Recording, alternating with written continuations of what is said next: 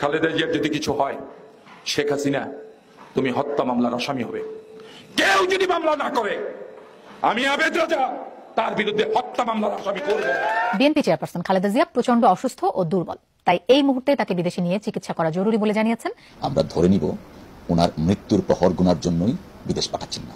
সম্প্রতি বিভিন্ন ইলেকট্রনিক্স এবং প্রিন্ট মিডিয়াতে বেগম খালেদা জিয়ার স্বজন ও রাজনৈতিক নেতৃবৃন্দের কিছু বক্তব্য দিয়েছেন, যার প্রেক্ষিতে এই ব্যাপারে আপনাদের মাধ্যমে সকল অবগতির জন্য আমাদের আজকের এই সংবাদ সম্মেলনের প্রেস ব্রিফিং আয়োজন। দর্শক, খালেদা জিয়ার বিদেশে চিকিৎসা নিয়ে শেখ হাসিনাকে কঠিন হুঁশিয়ারি বার্তা দিয়ে এই কি বক্তব্য দিয়েছেন একজন সেনা সদস্য।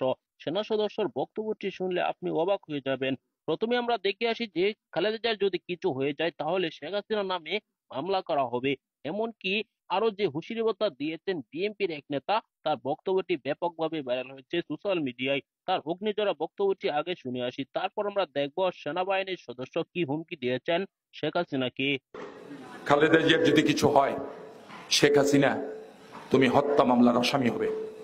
কেউ যদি মামলা না করে, আমি আবেদ রাজা তার বিরুদ্ধে হত্যা মামলার আসামি করব। হাসিনার পদত্যাগ না করা পর্যন্ত লাগাতার হরতাল অবরোধ চলবে। একটি কর্মসূচি, অত কষ্ট করতে হবে না, অত মাথায় পণ নিতে হবে না, এত বোঝা নিতে হবে না। একটি কর্মসূচি, অনেক কর্মসূচি করেছি, একটি কর্মসূচি কি সেটা? হাসিনার পদত্যাগ না করা পর্যন্ত লাগাতার হরতাল অবরোধ চলবে।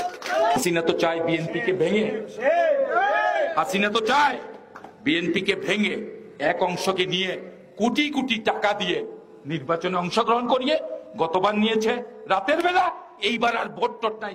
এমন রাধুনি হইছেন শেখ মুজিবর মেয়ে, আরে মোদিন লাগি অন্তনে ইলিশ মাছ বাজিয়া লইয়াছেন। এই যে এখন মোদি বাহাদুরি করে গুজরাটে মুসলিম মেয়েদেরকে ছুরিকাঘাত করে পেটের সন্তানকে বাইর করে পিষ্ট করেছে এই মোদি এবং তার দল। খালেদা জিয়ার যদি কিছু হয়, শেখ হাসিনা তুমি হত্যা মামলার আসামি হবে। কেউ যদি মামলা না করে, আমি আবেদ রাজা তার বিরুদ্ধে হত্যা মামলার আসামি করব। হাসিনা 52 বছরের বাংলাদেশ, তুমি কোথায় ছিলে মুক্তিযুদ্ধের সময়? কোথায় ছিলে? ভুলে যাও কোথায় ছিলে? 32 নম্বরের বাড়িতে ছিলে। তুমি কি করেছো?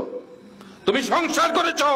বৈজ্ঞানিক মিয়া ওয়াজেদের সাথে তোমার বৈবাহিক সম্পর্ক হয়েছে, আর এখনকার যে পুত্রকে নিয়ে ব্যাপক আলোচনা বিশ্ব জুড়ে, তাকে কেন মার্কিন যুক্তরাষ্ট্র থেকে অন্যান্য দেশ তাকে ধাওয়া করে ধরবার জন্য কেন তার বিরুদ্ধে এত কোটি কোটি টাকার অভিযোগ?